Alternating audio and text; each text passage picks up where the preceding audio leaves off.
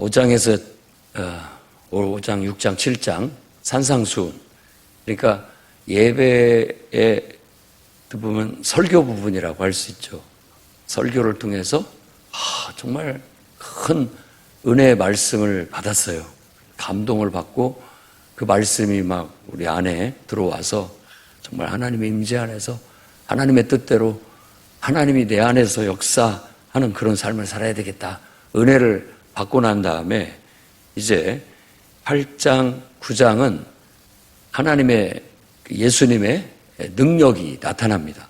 그러니까 이건 무슨 말이냐면 설교가 말로만 그치는 것이 아니라 실제로 현장에서 그 능력을 나타내는 그런 걸 보여주고 있는 거예요.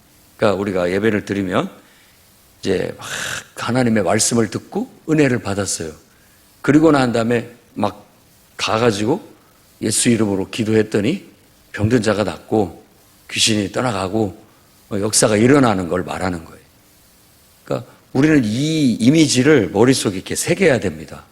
진짜 신앙이라는 게 우리가 하나님을 믿고 산다라는 게 그냥 관념으로 끝나서는 안 됩니다. 관념으로 끝나서는 안 돼요. 그리고 뭐 어떤 그 특별한 원리를 막 배우는 아주 기발한 어떤 그런 것들도 아니고 우리는 순수해요. 그냥 순수합니다. 하나님을 부르고 하나님의 임재 가운데 들어가고 하나님께서 우리 안에서 역사하시는 삶을 살아내는 겁니다. 그러니까 예수님은 산상수훈에서 그와 같은 삶의 원리를 가르치셨고 실제로 사역 속에서도 그것을 그대로 실천해 보이시는 겁니다.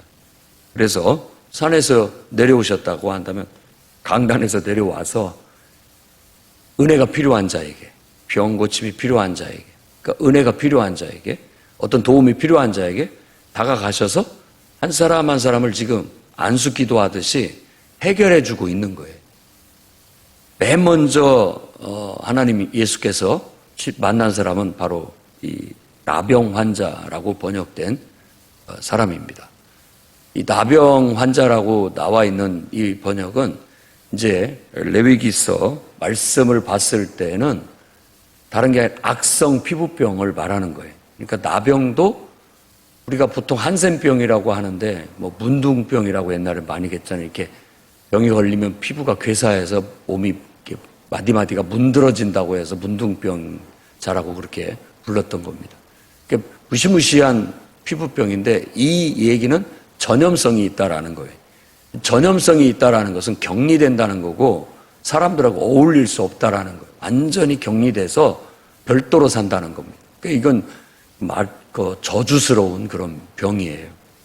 그러니까 이 나병 환자가 예수님의 설교를 들으려고 몰래 찾아왔고 사람들이 만일 그가 와서 그걸 예를 들어 전염병 있는 요즘 뭐 모이지도 못하게 하는데 이런 사람이 몰래 와서 뒤에 앉아서 은혜 받으려고 하나님 말씀을 들으려고 하나님의 은혜를 사모해서 나온 거예요.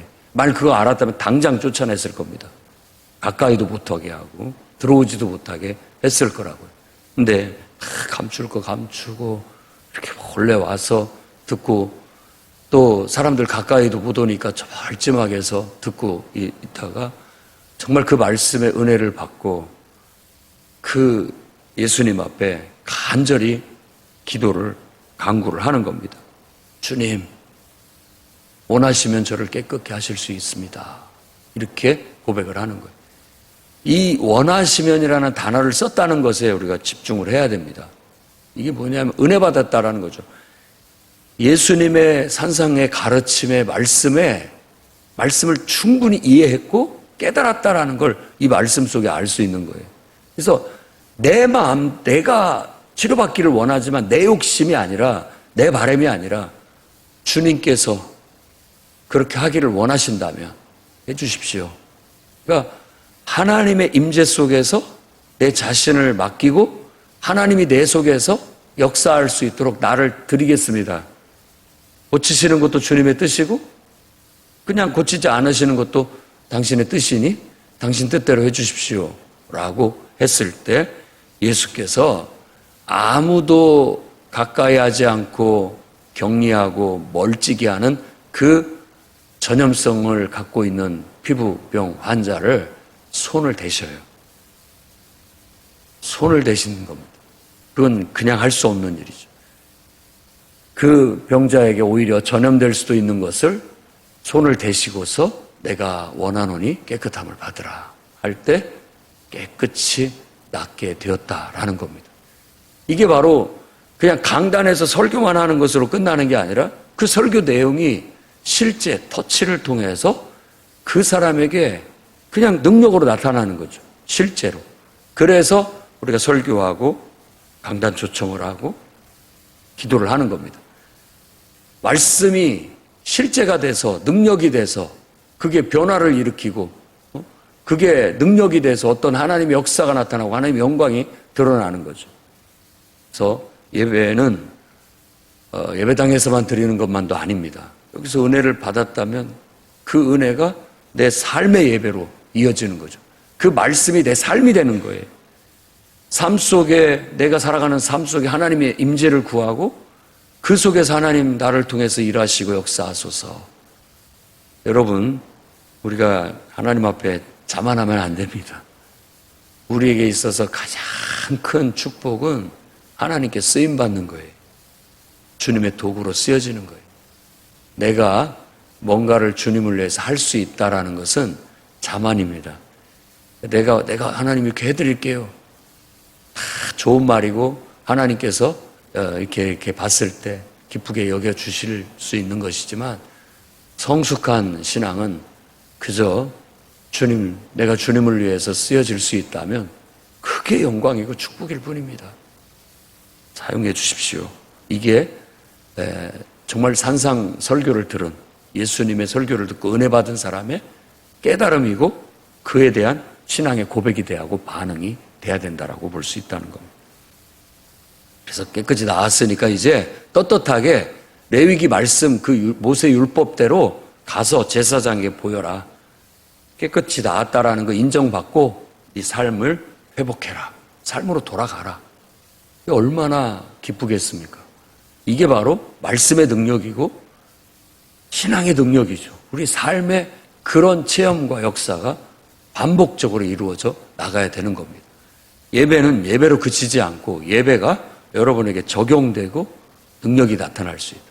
그래서 예배의 요소 속에 설교를 듣는 것도 중요하지만 그 설교를 적용하고 함께 기도하는 시간이 아주 마치 지금 이와 같은 8장에서의 기적이 나타나는 시간처럼 여기고 설교 후 기도가 하나님의 말씀이 역사하는 시간이다.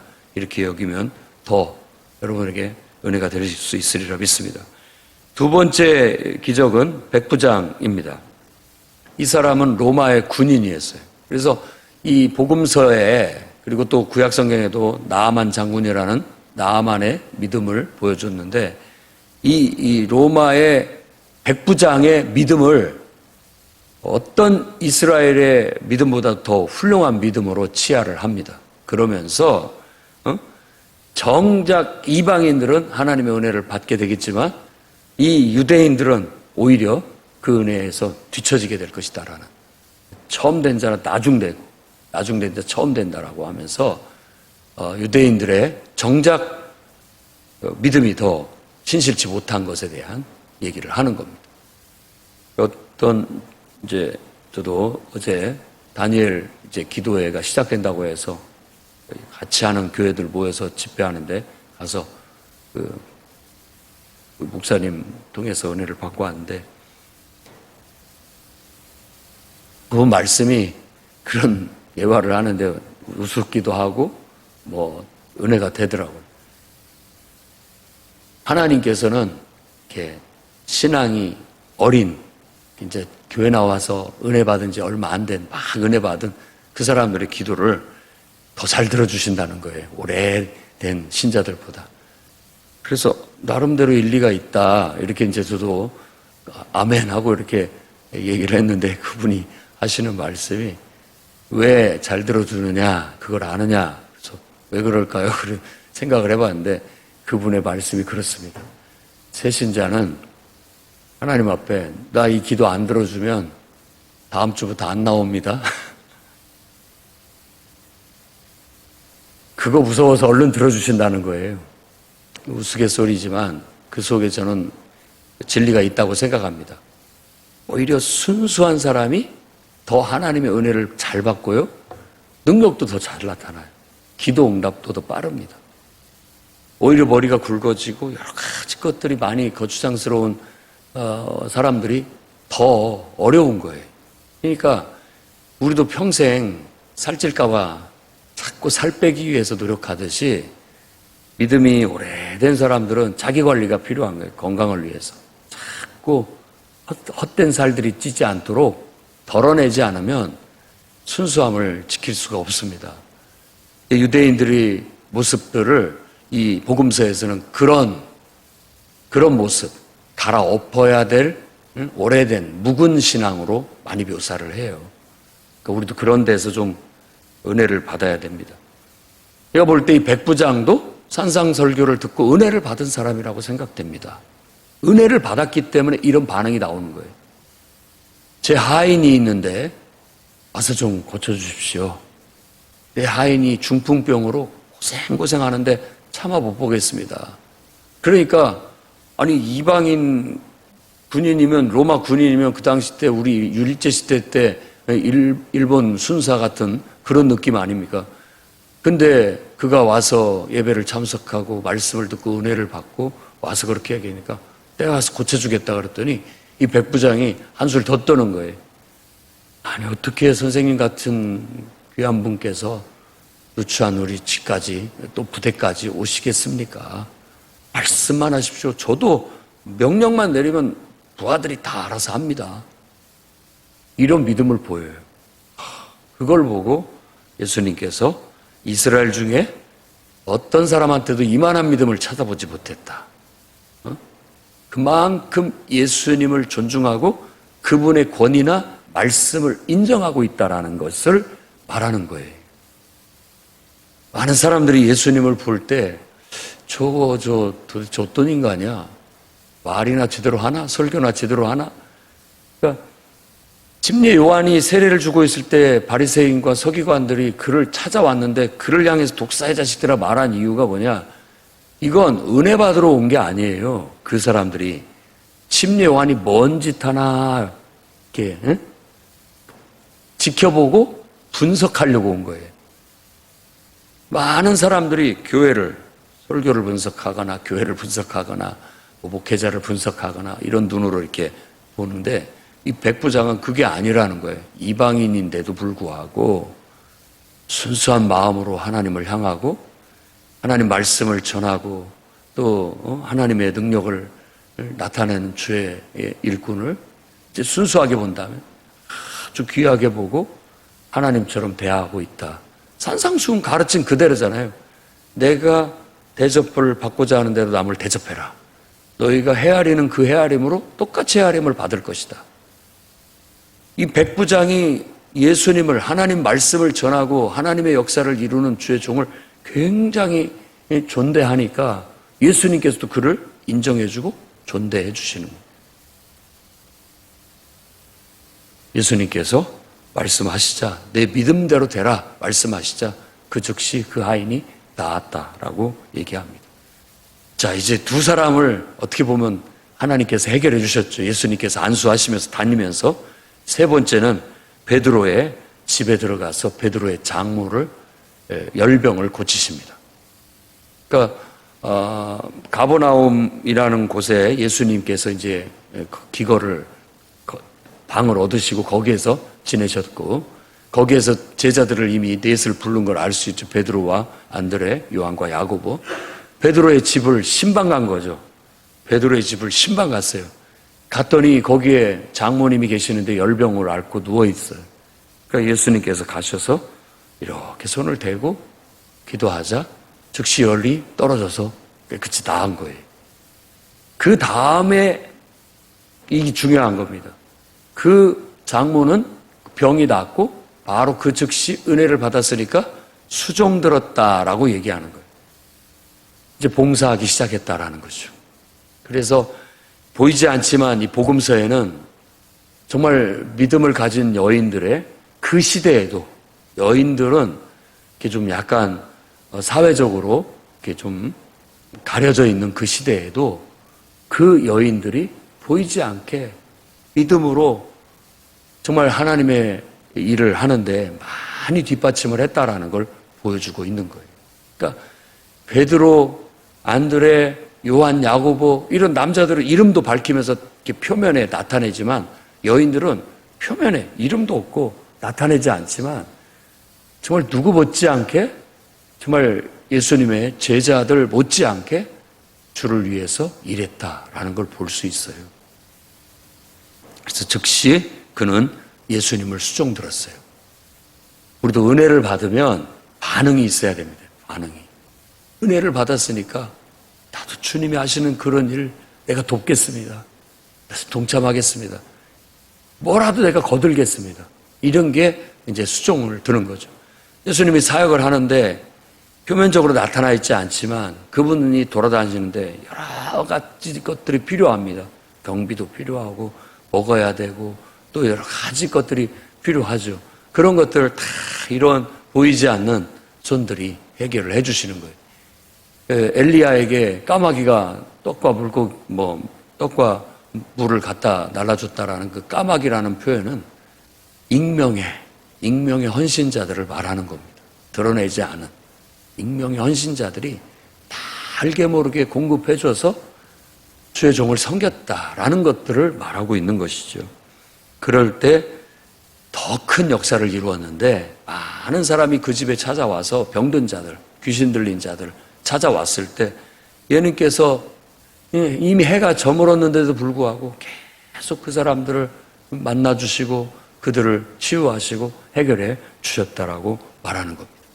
그러니까 역사는 하나님 말씀을 선포하는 데서 은혜를 받고 그 말씀을 가지고 강단 아래 내려와서 이제 사람들을 만나서 한 사람 한 사람 기도하고 또 그들을 방문하고 신방하고 전도하면서 이루어지게 된다라는 겁니다. 그게 이사야서 53장 4절 말씀이 이루어진 것이다 라고 이 마태는 소개합니다. 우리 연약한 것을 친히 담당하시고 병을 짊어지셨도다. 그러니까 하나님 말씀을 선포하고 그 말씀이 삶에 이루어지도록 기도하고 신방하고 전도하고 사역이에요. 목회라는 것 자체가 전임 목회자가 되든 그냥 하나님을 섬기는 삶을 사는 성도로서의 삶을 사든 다 우리가 목회의 일익을 감당하는 거예요. 다 함께 주님의 목양에 동참하는 거예요. 주님의 목양에. 그 목양을 가르친다 해서 가르칠 자를 사자를 써서 목사가 되는 거고 그 목양을 실제로 현장에서 하는 사람이다라고 해서 목자라고 그렇게 붙이는 거예요. 그러면서 우리가 예수님이 우리에게는 유일한 목자고 우리는 그분이 하시는 일을 분담해서 그분의 일을 잘할 수 있도록 해나가는 겁니다. 그러니까 우리는 목사님만 가서 기도해주고 또 신방하고 전도하고가 아니라 우리 모두가 다 동참해서 함께 말씀의 능력을 가지고 사람을 만나고 기도해주고 신방하고 이렇게 함으로써 정말 연약한 자들이 고침을 받고 회복되고 일어설 수 있게 만드는 게 진짜 살아있는 영적 우리가 주의 일이라는 거 여러분 알아야 되겠습니다. 그 다음에 말하고 있는 게 이제 제자도입니다. 18절에서 22절에 서기관이 와가지고 예수님 어디로 가든 내가 따르겠습니다. 왜냐하면 예수님의 막 많은 무리가 오니까 저 호수 저 건너 쪽으로 가자. 배 타고 좀 딴 데로 가자. 그러니까 이 서기관이 은혜를 받아가지고 언제 무슨 마음으로 갖고 와서 저 설교를 잘하나 사람이 어떤 사람이냐 이런 눈초리를 갖고 비판적인 눈초리를 갖고 왔다 할지라도 예수님의 그 말씀과 그분의 역사를 봤을 때 감동되는 거죠. 그러니까는 나 당신을 떠나지 않겠다. 나 계속 당신과 함께 하고 싶다. 이렇게 이제 헌신하게 됐는데 이때 예수님이 하시는 말씀이 여우도 굴이 있고 공중에 나는 새도 집이 있지만 인자는 머리 둘 곳이 없다. 머리 둘 곳이 없다라는 건 딱히 정해진 거처가 없다. 이런 거예요. 서기관은 당시에도 보면 고급 관리라고 생각하면 됩니다. 그러니까 아주 그런 분이 저 따라다니겠습니까? 저 정처 없이 떠돌듯이 이렇게 나가는데. 그러니까 무슨 말이냐면, 이렇게 막 은혜 받고 또 막 능력 나타나고 이 좋은 것만 보고 나를 따르려고 한다면 하나를 더 알아야 된다. 나를 따르려면 죽도록 고생도 한다. 뭐 할 수 있겠느냐? 이걸 지금 말하고 있는 거예요. 그러니까 여러분들이 우리가 전도, 선교, 또 어떻게 보면 하나님의 일에 대한 영광을 보고 나도 막 저런 일을 같이 했으면 좋겠다라고 하지만 하나 잊지 말아야 할 것이 정말 죽도록 고생할 수 있습니다. 그럴 각오가 돼 있어야 된다라는 거예요. 그래서 제자들은 내가 예수를 믿기로 했다면 은혜도 축복도 필요하지만 죽도록 고생도 할 수 있다라는 걸 알고 내가 주님을 따르기로 결단을 해야 된다라는 거예요. 누가복음에서는 그 비용을 계산하는 사람처럼 얘기를 했죠. 집을 짓는데 이거 내가 할 수 있을까? 하겠다라고 결단을 해야, 내가 뭐든지 어떤 대가라도 지불하겠다라고 결단을 해야 진짜 주님을 따를 수 있는 제자가 될 수 있다라는 겁니다. 그 다음에 또 두 번째 이번에는 서기관이 아닌 제자라고 얘기를 합니다. 예수님의 이미 제자, 따르는 사람이라고 했는데, 예수님께 은혜 받고 했던 사람인데, 그가 와서 내가 먼저 가서 내 아버지를 장사하게 허락하옵소서.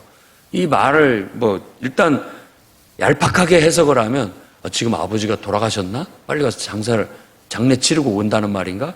근데 그런 말로 본다면 좀 말이 안 맞는 해석인 것 같고, 그러면 아버지를 장사 지낸다는 건 그럼 아버님께서 돌아가실 때까지 기다리겠다는 말인가? 그래서 그냥 후자로 보는 것이 이 문맥상 더 맞아요. 그러니까 내가 아버님이 계시는 한에는 아버님을 봉양해야 되기 때문에 마음대로 예수님을 따라서 같이 사역을 하고 싶은데 못합니다. 그러니까 좀만 더 기다려 주십시오. 우리 아버님 이제 연로하신데 그분 돌아가시고 난 다음에 제가 하겠습니다. 좀 익숙한 멘트 아닙니까? 내가 좀 이렇게 해결되고 나면 그때 내가 주님을 위해서 내 사정이 좀 이렇게 된 다음에 그때는 내가 정말 제대로 한번 해보겠습니다. 라는 말들이 우리 교회 안에서도 간간히 합니다. 그때 주님은 어떻게 우리에게 답변을 주시느냐? 죽은 자들로 죽은 자를 장례하게 하고 넌 나를 따르라. 즉시 따르라는 말이에요, 이 말이. 다른 말이 아니에요. 네가 그거 신경 쓰면 안 된다. 정말 주님의 일을 하고 주님을 위해서 자신을 헌신하고 정말 하나님의 나라의 복음을 전파하고 하나님의 역사를 이루기를 원한다면 지금 감동이 있을 때 하나님이 부르실 때 즉시 순종해서 따르는 것이지, 그걸 갖고 나중에 내가 부모님 돌아가시고 나면 자유롭게 편하게 그때는 마음껏 주님을 위해서 섬기고 봉사하겠습니다. 그건 아니다라고 말하고 있는 거예요. 제자도가 쉬운 게 아닙니다. 정말 주님의 역사를 이루기 위해서 죽을 고생할 각오가 됐느냐, 그리고 즉시 내 모든 기득권과 내 모든 심지어 가족마저도 뒷전에 둘 수 있겠느냐, 이렇게 두고 하나님 말씀에 따르고 순종할 수 있겠느냐. 그래야 진짜 주의 일을 할 수 있고 죄종이 될 수 있다라고 말하는 겁니다. 그 다음에 이제 이어서 얘기하는 게 풍랑을 만난 예수님. 이제 배 타고 강 건너로 사람들을 피해서 가는 거예요. 너무 많아서 사역이 치이게 생겼으니까 지쳐서 못할 정도가 되니까 일단은 피해서 배를 타고 가는데, 이 갈릴리 호수가 바다 같다고 그러는데 우리 언제 한번 가기를 원합니다. 성지순례를 가서 갈릴리 바다에 배 타고 한번 가봐야 그게 얼마나 큰지 감이 오는데, 풍랑이 이렇대요. 거가 이렇게 풍랑이 자주 있는가 봅니다. 배가 뒤집힐 정도가 돼요. 그런데 배에서 예수님은 주무시고 계셔요. 그러니까 제자들이 무서워서 막 흔들어 깨웁니다. 주여 일어나십시오. 빨리 우리를 좀 어떻게 구해 주십시오. 라고 하는데 예수님이 일어나서 하시는 말씀이 뭐냐? 왜 무서워하느냐? 라고 말하면서 믿음이 적은 자들아 라고 얘기하는 거예요. 일단 우리가 생각해 볼 때 여기 지금 누가 계셔요? 예수님이 계시잖아요. 예수님이 탄 배가 어떻게 되겠어? 걱정할 거 하나도 없어. 이런 믿음이 없다라는 걸 지금 보여주고 있는 거예요. 이런 믿음이 없다. 아무리 지금 우리 눈앞에 막 풍랑이 치고 파다가 막 배를 뒤집어 삼킬 것 같이 쳐도 이 배에 지금 누가 계셔요? 예수님이 계신다니까요. 하나님의 아들이.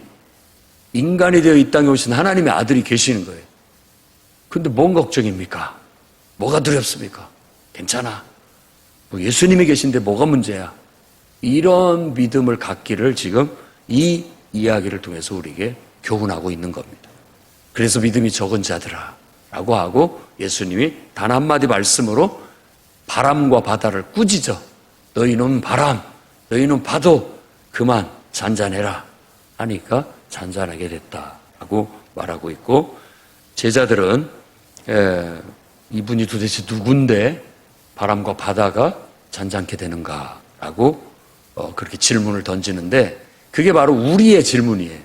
이 제자들은 항상 뭘 모르고 깨닫지를 못하고 믿음이 없고 이런 모습을 보여요. 왜냐하면 바로 우리를 동일시하라고 그렇게 하는 겁니다.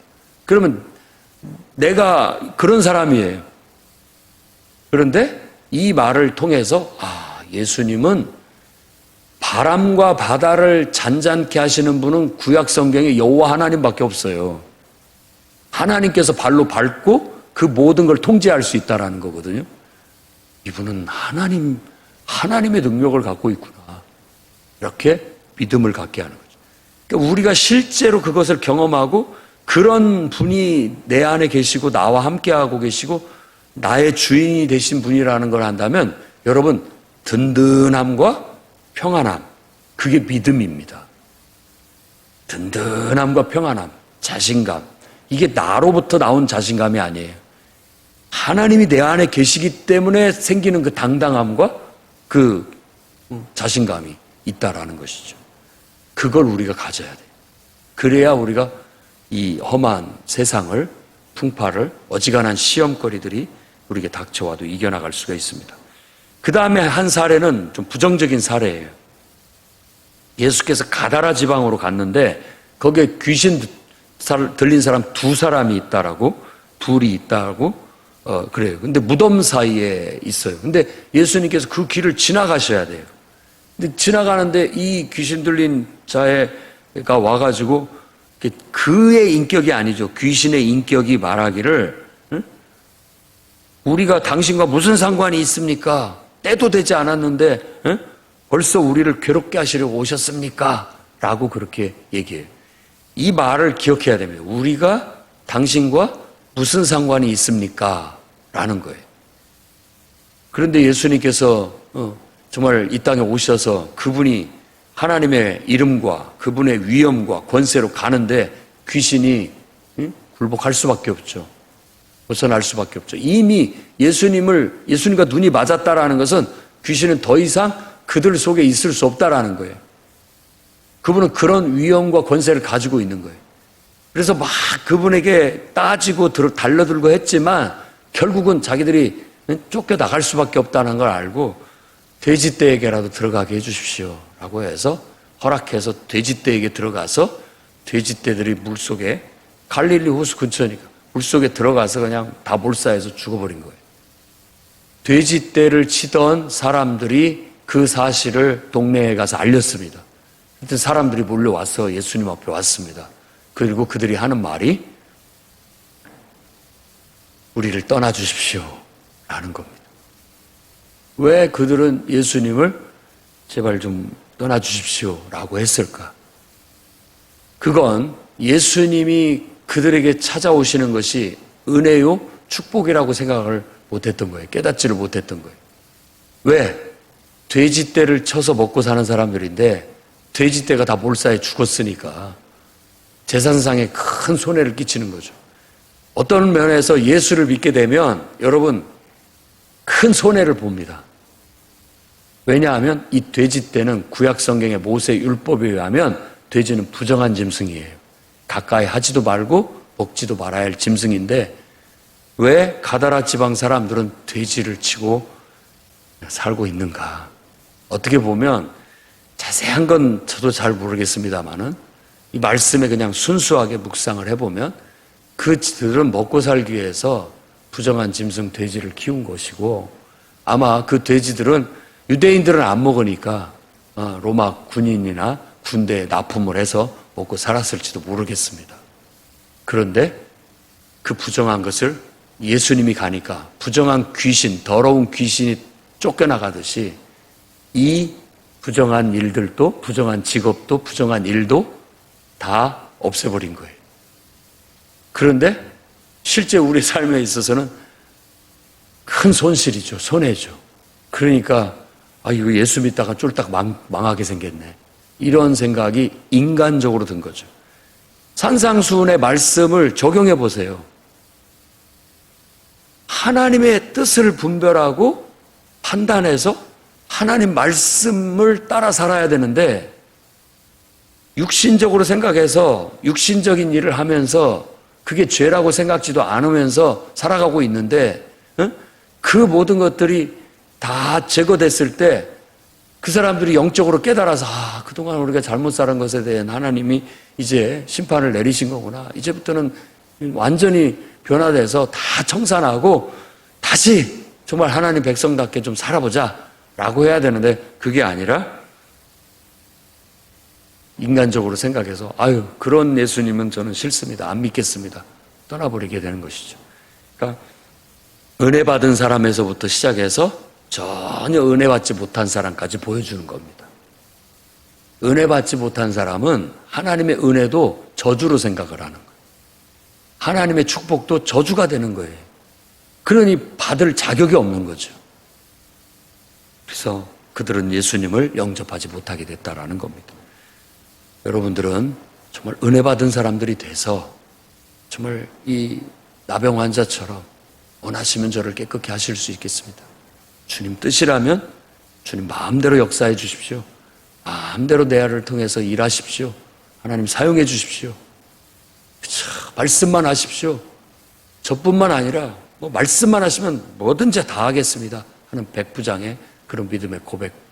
그리고 하나님께서 은혜 주셔서 여러분을 고쳐주시고 또 능력을 나타내 주셨거든 주님을 위해서 우리도 베드로의 장모처럼 봉사하겠습니다. 라도 돕겠습니다. 할 수 있는 그런 믿음의 사람들이 되시기를 어떤 고난의 길도 또 어떤 희생도 내가 감수하고 주님을 따르는 그런 제자가 되겠습니다. 결단하고 고백하고 그대로 살아갈 수 있기를 주의 이름으로 축원합니다.